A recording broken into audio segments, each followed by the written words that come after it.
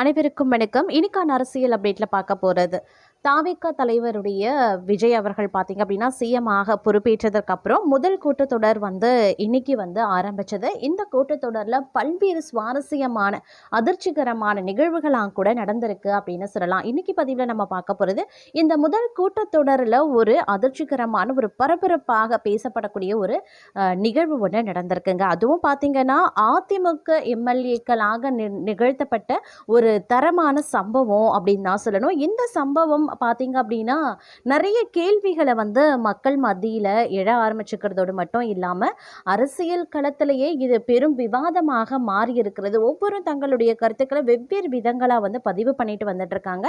அப்படி இந்த முதல் கூட்டத்தொடரில் அதிமுகவால் ஏற்பட்ட அந்த சம்பவம் என்ன, அங்கே என்ன நடந்தது அப்படிங்கிறத பற்றி தான் இன்னைக்கு தெளிவாக நம்ம பார்க்க போகிறோம். அதை தொடர்ந்து இன்னும் பரபரப்பான அரசியல் அப்டேட்ஸை நீங்கள் தொடர்ந்து தெரிந்து பலன் பெற வீடியோவை ஸ்கிப் பண்ணாம கடைசி வரைக்கும் பாருங்க. வீடியோக்குள்ள போகிறதுக்கு முன்னாடி இது வரைக்கும் நீங்க நம்ம சேனலை சப்ஸ்கிரைப் பண்ணல அப்படின்னா உடனே சப்ஸ்கிரைப் பண்ணிக்கோங்க. அப்படியே பக்கத்தில் இருக்கக்கூடிய நோட்டிஃபிகேஷனுக்கான பில் பட்டனையும் ப்ரெஸ் பண்ணிக்கோங்க. சரி நேயர்களே, வாங்க வீடியோக்குள்ள போகலாம். தமிழகத்தில் நடைபெற்று முடிந்த சட்டப்பேரவை தேர்தலில் விஜய் தலைமையிலான தமிழக வெற்றி கழகம் ஆட்சியை பிடிச்சிருந்தாங்க. அதன் பிறகு திமுக எதிர்கட்சியாக இருக்கக்கூடிய நிலையில் அதிமுக இந்த முறை 3வது இடத்திற்கு தள்ளப்பட்டிருந்தது. இதன் காரணமாக எடப்பாடி பழனிசாமி மீது அந்த கட்சியின் முக்கிய நிர்வாகிகள் சிலர் அதிர்ச்சியில் இருப்பதாக சொல்லப்பட்டது. எடப்பாடி பழனிசாமி தலைமையில் 11வது தோல்வியை சந்திச்சதுனால அவர் பதவி விலக வேண்டும் அப்படின்னு சி.வி. சண்முகம், எஸ்.பி. வேலுமணி, விஜயபாஸ்கர் உள்ளிட்ட அதிமுக எம்எல்ஏக்கள் போர்கொடி தூக்கியிருக்கிறதாகவும் இதனால கட்சி தனித்தனியாக செயல்படுறதாகவும் கூறப்பட்ட நிலையில் சி.வி. சண்முகம் தலைமையிலான 32 எம்எல்ஏக்கள் தமிழக வெற்றி கழகத்திற்கு ஆதரவு கொடுக்க முடிவு செய்திருக்கிறதாகவும் ஒரு தகவல் வெளியாகிருக்குங்க. இந்த தகவலை உண்மையாக்கக்கூடிய வகையில் இன்று எடப்பாடி பழனிசாமி மற்றும் அவருடைய ஆதரவாளர்கள் ஒரு பிரிவாகவும் எஸ்.பி. வேலுமணி உள்ளிட்ட அதிமுகவினர் இன்னொரு பிரிவினர் சட்டசபைக்கு தனியாகவும் வந்திருந்தாங்க. அதே நேரத்தில் சி.வி. சண்முகம் சட்டப்பேரவைக்கு வந்த நிலையில் திடீரென பாதியிலேயே கிளம்பி சென்று விட்டார். அதன் பிறகு எஸ்.பி. வேலுமணி பதவி ஏற்பதற்கு முன்பாக முதலமைச்சர் விஜய்க்கு வணக்கம் சொல்லிவிட்டு அவர் பதவி ஏற்றதும் கவனிக்கத்தக்க ஒரு விஷயமா மாறியிருக்கிறது. மேலும் இந்த நிலையில் எஸ்.பி. வேலுமணி உள்ளிட்ட 30 அதிமுக எம்எல்ஏக்கள் தமிழக வெற்றி கழகத்திற்கு ஆதரவு கொடுக்க இருக்கிறதாகவும் இதில் 8 பேர் அமைச்சரவையில் இடம்பெற இருக்கிறதாகவும் தற்போது ஒரு தகவல் வெளிவந்திருக்கிறது. மேலும் இதனால தமிழக அரசியல்களும் இன்னும் 2 நாட்களுக்கு பரபரப்பாகவே இருக்கும் அப்படின்னு சொல்லப்படுதுங்க. அது மட்டும் இல்லாமல் தற்போதைய இந்த கூட்டத்தொடரில் பார்த்தீங்கன்னா இன்னொரு அதிர வைக்கக்கூடிய ஒரு சம்பவமும் நடந்திருக்கிறது. அதாவது சட்டப்பேரவையில் முதலமைச்சர் விஜய் மற்றும் எதிர்கட்சி தலைவர் உதயநிதியை எதிரெதிரே அமர்ந்தாலும் மரியாதை நிமித்தமாக கூட வணக்கம் சொல்லிக்கல. தமிழ்நாடு முதலமைச்சராக தாவேகா விஜய் நேற்று பதவியேற்றதை தொடர்ந்து சட்டப்பேரவை இன்னைக்கு கூடச்சு. இதில் சட்டமன்ற தேர்தலில் வெற்றி பெற்ற நபர்கள் பதவி பிரமாணம் செய்து கொண்டாங்க. அப்போ முதலமைச்சர் விஜய் மற்றும் எதிர்கட்சி தலைவர் உதயநிதி ஆகியோர் நேரெதிரே அமர்ந்திருந்தாங்க. வழக்கமாய் இத்தகைய நிலையில மரியாதை நிமித்தமாக வணக்கங்களை பரிமாறிக்கொள்வாங்க. ஆனால் விஜய் மற்றும் உதயநிதி இடையே அத்தகைய நிகழ்வுகள் எதுவுமே ஏற்படல. முதலமைச்சர் விஜய் பதவியேற்க இருக்கையில் இருந்து எழுந்து வந்தபோது உதயநிதி வேறு எங்கோ பார்த்தபடி இருந்தார்.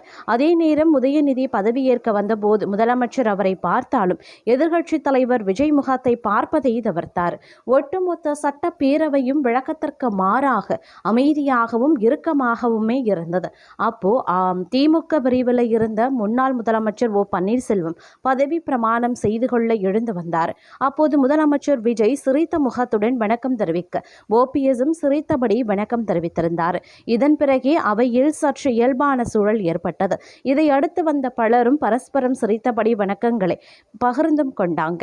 முன்னதாக முன்னாள் முதலமைச்சர் எடப்பாடி பழனிசாமி பதவி பிரமாணம் செய்து கொள்ள இருக்கையில் எழுந்து வந்தபோது ஒட்டுமொத்த சபைக்கும் வணக்கம் வைத்தார். ஆனால் முதலமைச்சர் விஜயின் முகத்தை நேரடியாக பார்க்காமல் இருந்தார். பதவி பிரமாணம் முடிந்து இருக்கைக்கு திரும்பி அமரும் போது விஜயை பார்த்து வணக்கம் வைத்துள்ளார். உடனடியாக சிரித்தபடி முதலமைச்சர் இரு கைகளையும் கூப்பி வணக்கம் வைத்திருந்தார். இது அனைவரையும் கவனிக்கத்தக்க வகையில் அமைய பெற்றிருந்தது அப்படின்னு நான் சொல்லணும். அது மட்டும் இல்லாமல் தலித் பகுத்தறிவாளர்கள் கூட்டமைப்பின் உறுப்பினர் ஒருவர் முகநூல் மூலம் மூலமாக தமிழக முதல்வர் விஜய்க்கு அளித்துள்ள புகார் கடிதத்தில் ஜோசப் விஜய்க்கு முதல் கண்டனம், விஜய் மற்றும் ஒரு திமுக ஆட்சியின் தொடர்ச்சியா அப்படின்னுலாம் சொல்லப்பட்டிருந்ததாங்க. இது மிகப்பெரிய அளவில் பார்த்தீங்க அப்படின்னா பரபரப்பை கிளப்பியிருக்கிறது. அதாவது பதவியேற்பு விழாவில் ஊழலுக்கு எதிராக இருப்பேன் அப்படின்னு சொல்லிட்டு சில மணி நேரத்தில் ஊழல் குற்றச்சாட்டுக்கு ஆளானவர்களை தமது செயலாளர்களாக நியமித்த ஜோசப் விஜய் அவர்களை கண்டிக்கிறேன் அப்படின்னும், செந்தில்குமார் ஐஏஎஸ், லக்ஷ்மி பிரியா ஐஏஎஸ் ஆகியோர் ஏற்கனவே குற்றச்சாட்டுக்கு உள்ளானவர்கள் தமது செயலாளர்களாக தேர்ந்தெடுக்கும் முன்னர் அவர்களை பற்றிய உளவுத்துறை அறிக்கையை கேட்டு பெற வேண்டும். விஜய் அப்படி கேட்டு பெற்றாரா என தெரியவில்லை.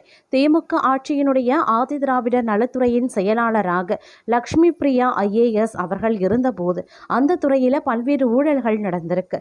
நலத்துறையின் கீழ் இருக்கக்கூடிய சுமார் 600 பள்ளிகள் மற்றும் விடுதிகள் மூடப்பட்ட சுமார் 4000 ஆசிரியர்கள் பணியிடங்களை திரும்ப பெறப்பட்டன. சுமார் 2000க்கும் மேற்பட்ட நிரந்தர ஆசிரியர் பணியிடங்கள் நிரப்பப்படாமல் காலியாகவே கிடக்கின்றன. விடுதிகளின் உணவு தயாரிப்பு தனியாருக்கு கொடுக்கப்பட்டது. விடுதிகளின் பராமரிப்புக்காக ஒதுக்கப்பட்ட ரூபாய் 100 கோடியில் தாட்கோ நிர்வாகம் பெரும் ஊழல் முறைகேடு செய்திருக்கிறது. விடுதிகளில் பணி செய்து வந்த சுமார் 200க்கும் மேற்பட்ட சமையல்காரர்கள் நிரந்தர பணி நீக்கம் செய்யப்பட்டு நீதிமன்ற வழக்குகள் தொடர்ந்து இருந்து வந்துட்டு இருக்கு. லட்சக்கணக்கான மாணவர்கள் விடுதிகளில் தங்கி படிப்பது கடுமையான கட்டுப்பாடுகளின் காரணமாக தடைபட்டு போயிருக்கின்றன. இவ்வாறு இன்னும் எவ்வளவோ இருக்கின்றன. குறிப்பா திருவண்ணாமலை மாவட்ட தாட்கோ நிர்வாகத்தில் கடந்த 2022 முதல் 2024 வரையிலான 2 நிதி ஆண்டுகளில் சுமார் 650 பயனாளிகளுக்கு டிராக்டர் வழங்கியதில் 100 கோடியே 10 கோடியே 58,56,781 ரூபாய் மானிய தொகையில் பெரும் முறைகேடு நடந்துள்ளதாக எழுந்துள்ள புகார் அதிர்ச்சி அளிக்கிறது. இந்த முறைகேடு புகார் வெளிவந்த பிறகு தமிழ்நாடு முழுவதும் டிராக்டர் மானியம் முழுமையாக நிறுத்தப்பட்டுள்ளதால் உண்மையான பயனாளிகளான விவசாயிகள் கடுமையாகவே பாதிக்கப்பட்டிருக்காங்க. இது தொடர்பாக நீதிமன்றத்தில் வழக்கு தொடுக்கப்பட்டிருக்கிறது. இவையெல்லாம் குறித்த நலத்துறை ஆசிரியர் சங்கங்கள் முறையிட்டும் பயனில்லாமல் மிரட்டப்பட்டும் பொய்யாக மெமோ கொடுக்கப்பட்டும் இருக்காங்க. இவ்வளவு பெரிய அராஜக நிர்வாகம் செய்து வந்த அதிகாரி விஜயின் செயலர் என்றால் அப்படி எப்படி விளங்கும் என்று கேள்வி எழுப்பப்பட்டிருந்தது. அது மட்டும் இல்லாமல் தற்போது இந்த விஷயம் அப்படிங்கிறது மிகப்பெரிய விவாதமாகவே மாறியுள்ளதாக அரசியல் வட்டாரத்தில் கூறப்பட்டிருக்கிறது அப்படின்னே கூட சொல்லலாம். மேலும் இச்செய்தி மிகப்பெரிய அளவில் எதிர்பார்ப்பையும் மற்றும் விஜய் இந்த விஷயத்தில் என்ன மாதிரியான முடிவுகளை எடுக்க பெற போகின்றார் அப்படிங்கிற ஒரு சூழலையும் ஏற்படுத்தி இருக்கிறது அப்படின்னு தாங்க சொல்லணும். வியூவர்ஸ், இந்த பதிவை பற்றி நீங்கள் என்ன நினைக்கிறீங்க அப்படிங்கிற உங்களுடைய தனிப்பட்ட கருத்துக்களை மறக்காமல் கமெண்ட் பாக்ஸில் தெரியப்படுத்துங்க. இது போன்ற அரசியல் அப்டேட்ஸ் உடனுக்குடன் தெரிந்து கொள்ள நம்ம சேனலை மறக்காமல் சப்ஸ்கிரைப் பண்ணிக்கோங்க.